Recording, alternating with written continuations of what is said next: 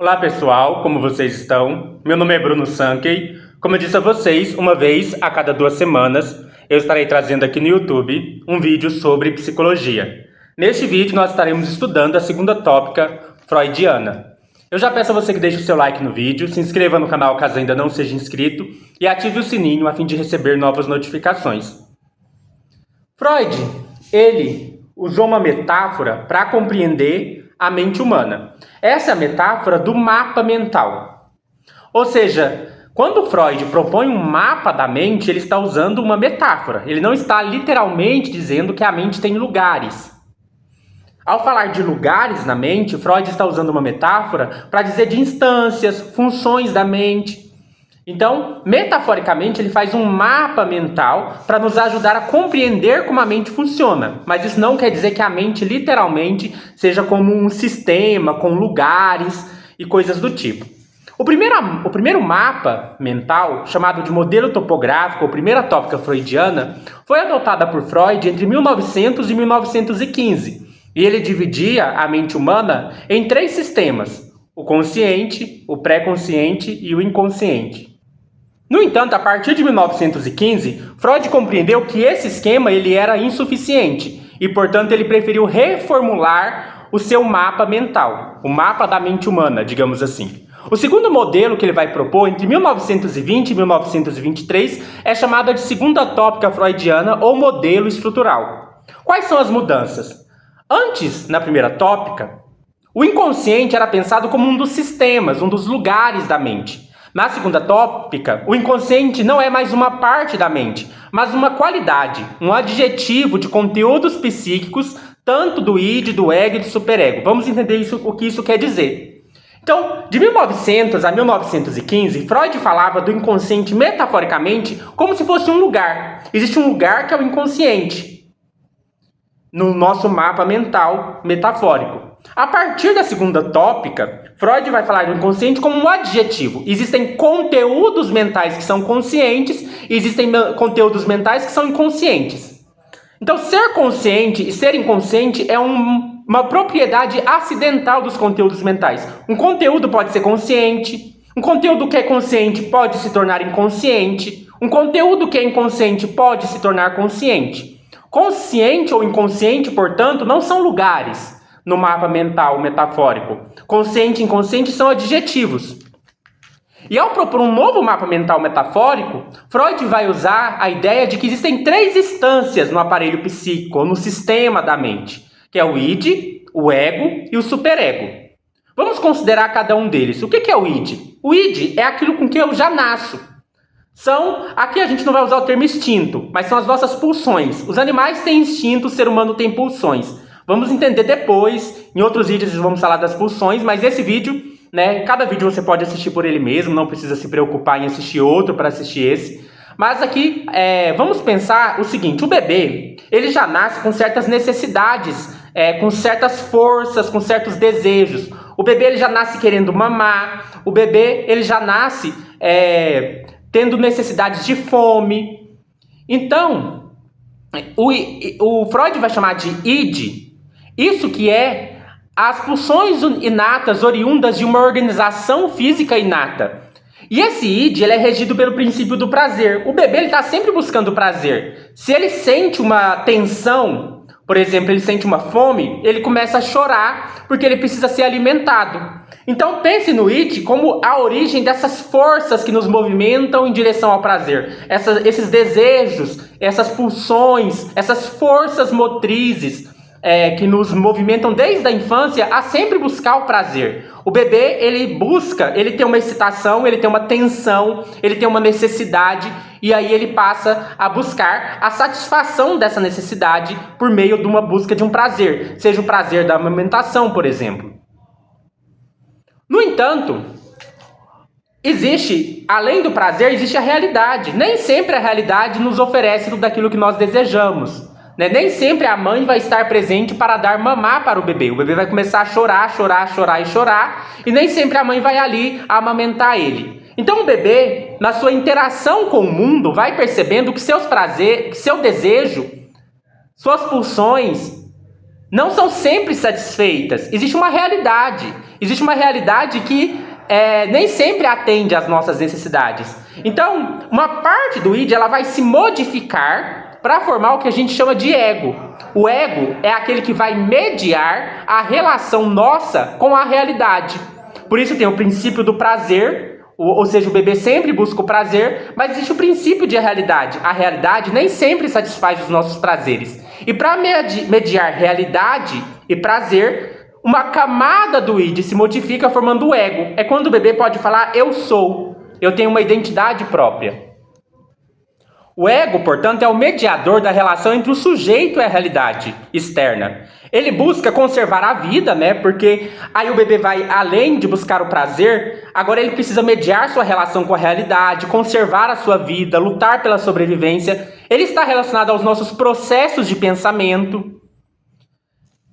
Então, essa capacidade de eu dizer, eu penso, eu sou uma pessoa, eu tenho uma identidade, eu sou uma pessoa diferente do mundo. Existe eu, existe o mundo, existe o eu, existe o outro. Isso tem a ver com o ego. Antes de formar o ego, o bebê ainda não tem essa ideia de identidade própria, de uma distinção entre ele e o mundo externo, entre ele e o outro.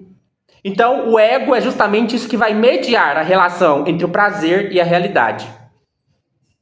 Depois, ao longo do desenvolvimento psicológico, a criança ela vai internalizar também certos princípios morais. Ela vai descobrir que nem sempre é correto, mesmo quando a realidade torna isso possível, satisfazer um desejo.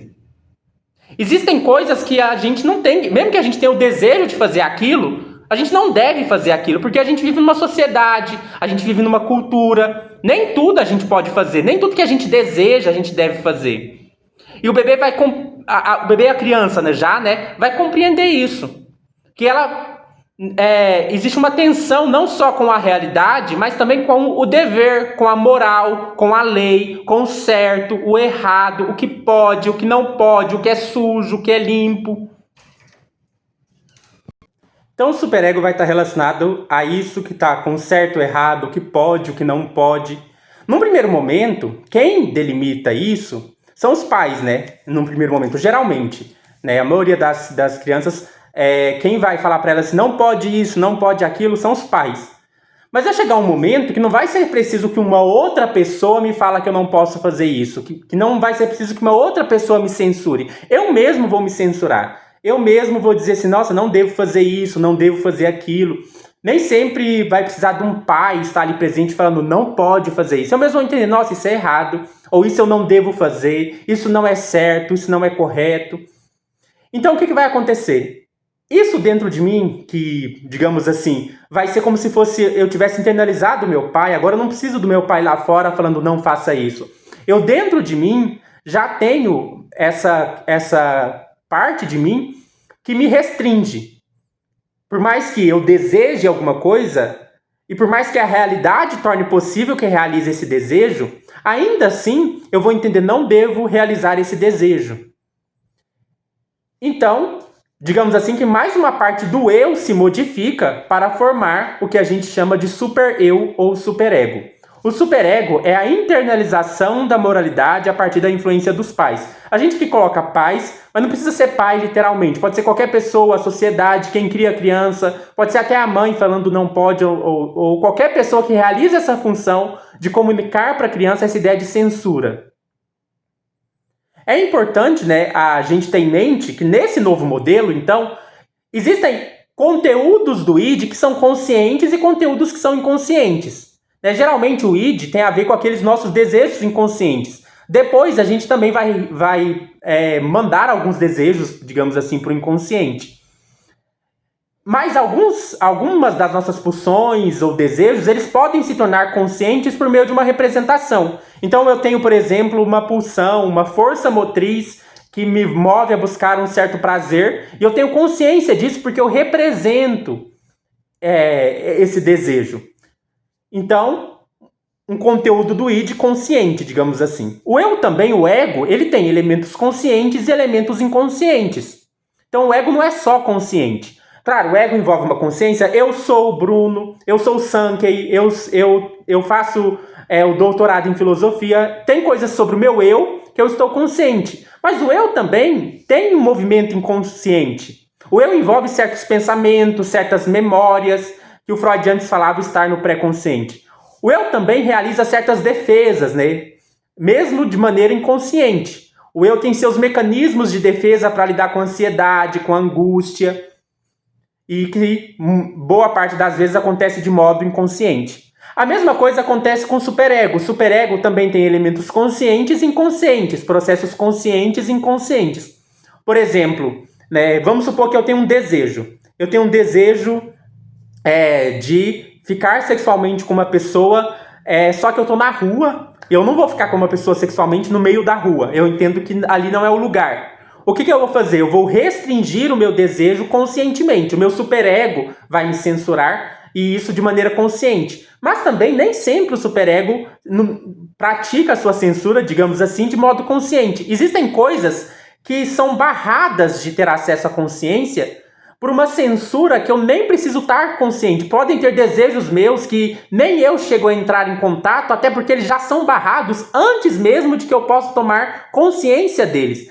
Tem desejos que para mim podem ser tão perversos, tão ruins, tão negativos, que mesmo que eu tenha esses desejos, eu não sei deles, eu prefiro não saber deles, e eles são barrados pela censura, mesmo que essa barragem, digamos assim, é feita de modo inconsciente. O próprio superego atua barrando certos conteúdos, mesmo que eu não tenha consciência disso, né? Pense em uma pessoa que tem uma memória muito dolorosa de um evento traumático.